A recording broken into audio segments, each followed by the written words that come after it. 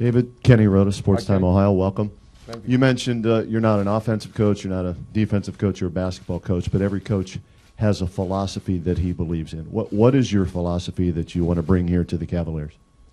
One of my old players, Drew Kennedy, is sitting here. He was an MVP for me many years ago.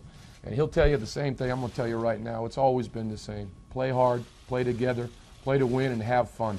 There's not a lot more that I can tell you tactically right now until I sit down with the players and get inside their heads till I see exactly what the final roster is going to be. You know, there's two kinds of coaching. There's systematic, and then there's learning from what you have. I'm more of the second. I won't come in and run the Princeton offense just because I played for the great Pete Carril at Princeton. I'm going to see what I have. I'm going to decide together with the coaching staff what the best way for us to play is. And most importantly, figure out how we're going to win the most games. What do you think you can bring from the European League maybe that will help this Cavalier team out and maybe might surprise some other NBA players from over there? Well, I hope I bring the philosophy of Maccabi Tel Aviv, which is never lose a game.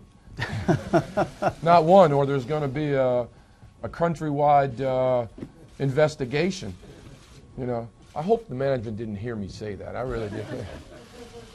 You know, there are a lot of things about the European game that are transferable, easily transferable, but you know, more than anything else, and I grew up with this philosophy. My high school coach, and honestly the best coach I ever had, Phil Smokey Moresi, taught me from day one that the ball has energy, that when teams are playing together and the ball is moving, particularly moving fast, everybody's involved and everybody's happy, and the game is easier to play.